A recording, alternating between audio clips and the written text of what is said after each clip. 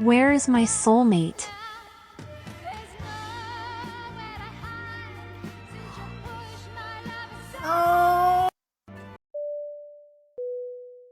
The ideal of the soulmate remains a very powerful ideal in Western dating and mate finding, as can be seen from this survey from u.gov, where they surveyed roughly 15,000 people in 2021, and you can see living with a partner but not married, in a civil partnership, in a relationship but not living together, or even married.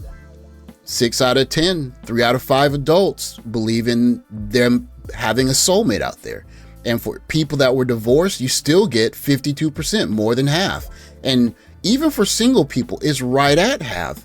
Just an overall demonstration of the fact that the majority of Americans believe in the soulmate. Pop culture has been presented to us in many ways to show us the soulmate myth coming to fruition, as can be seen in movies like Sleepless in Seattle, or even the scene in Jerry Maguire when he looks at his wife and says, "You complete me." These are representations of pop culture. And even in our culture with hip hop, we see it with LL Cool J, even in his young, vibrant prime, where he was rapping about how bad he was and how he had a booming system, he still rapped about love. The idea of the soulmate is so powerful that even MC Hammer, in the heyday of his pop rap career, even he had a song about looking for his soulmate. I'm glad I put this tape in. This is an article from the medium.com aptly titled "The Trouble with Soulmates." One of the most cherished beliefs in Western society is that of the soulmate, an exclusive romantic partner who can fulfill our need for companionship, emotional support, and communication. In a culture that prides itself on rationality, where everything is regarded as a mere social construct, the soulmate is one cultural belief that seems immune to most introspection. Relationship colonists are quick to assure us all that no matter who you are or what you've been through, your soulmate is out there. Romantic love, as understood in the West, is a social construct. Through physical and emotional attraction to others is likely inherent to all humans, the emphasis Western society places on it, combined with social expectations of what a romantic life partner is expected to provide, are socially constructed.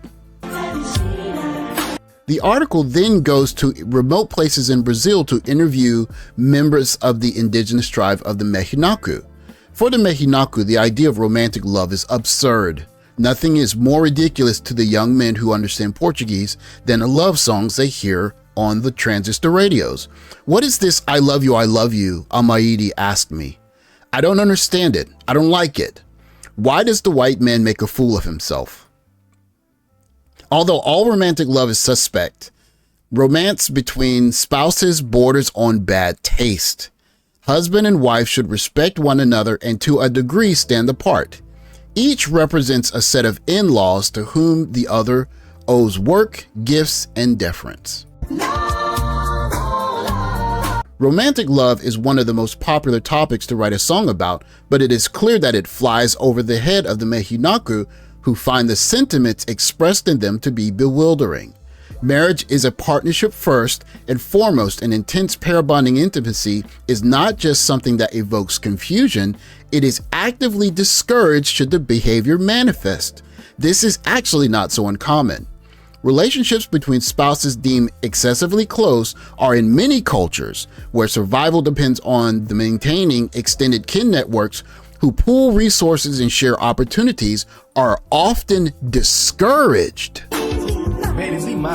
And it's not just the Mehinaku who feel this way. On the other side of the planet in the 1950s, an American woman spent a year living with the Arab Shia Muslim women of the remote El Nahra village of Iraq. One of her most interesting insights include the chastening realization that women had pitied her.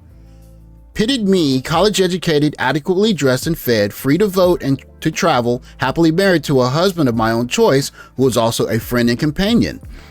These idea of a husband as a friend had never occurred to my friends in El Nahra. And as for the rest, none of it meant much besides the facts. One thing the Mehinaku and the women of El Nahra have in common is that they seem to operate in a world full of dense social ties to family and friends, despite the full body veils and strict gender segregation the women of El Nahra adhere to. They appear to have social lives far more active than many Westerners today. Non-stop chatter between female relatives, frequent informal visits to friends and neighbors, and the continuous hum of preparations for the next wedding or religious ceremony or celebration dominate the lives of these women. In many cases, the bonds built between these women are lifelong ties. In contrast, Western society appears to be far more lonelier. In 2017, the United Kingdom took the unprecedented step of creating a Minister of Loneliness, whose primary aim was to tackle the growing epidemic of loneliness among British seniors. It seems many of these seniors have no close friends or family and also appear to have no avenue of making new social ties. Many younger adults seem to be in the same boat as them, though at least they have work or kids to occupy them. What's shocking is that such an issue would seem unfathomable in many traditional societies. These people build dense social networks simply by going through the daily routines of life. What's a soulmate? Well, it's like a best friend, but more. It's the one person in the world who knows you better than anyone else. It's someone who makes you a better person. Actually, they don't make you a better person, you do that yourself, because they inspire you. A soulmate is someone who you carry with you forever. It's the one person who knew you and accepted you and believed in you before anyone else did, or when no one else would. And no matter what happens, you'll always love them.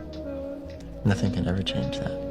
The idea that there's one special person out there that's going to unlock the best you and pretty much make your life ideal is a social construct, as mentioned in the article earlier. And one of the very difficult parts about the idea of the soulmate is that you're placing a great number of responsibilities onto one person and one entity, which of course leaves a lot of room for disappointment. And as you see with the lady at the beginning of this video, she's looking to her son to be the soulmate. And that's an almost impossible task. And when you look at the traditional cultures, they did it differently. They say that we're going to have the relationship of the man and the woman be of a certain function, but many of the other functions will be fulfilled with family, friends, networks, and the like. And one thing that you saw with modern day England is that as Western societies continue, you see people get more and more separated and lose avenues to generate those networks. In our culture, even for hip hop, we express our desire to find our soulmate through love songs.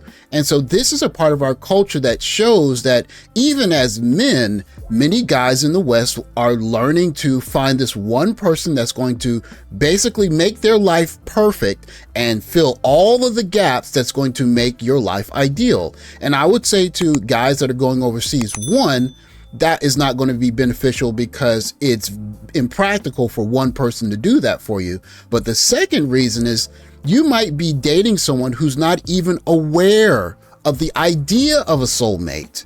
And that idea in itself might raise the expectations that you're placing for what you're looking for so high that you are going to be disappointed by default.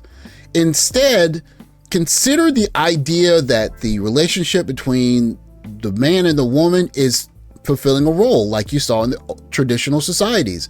You do that and maybe plug into a system of family, and that would probably be a much better recipe for success, finding your soulmate through a system instead of just one person. Because quite simply, the way that we're taught to find a soulmate, not only is it impractical, but very few people are finding it. Thanks for watching. Like, subscribe, comment below. I'll catch you guys next video. Take care, guys.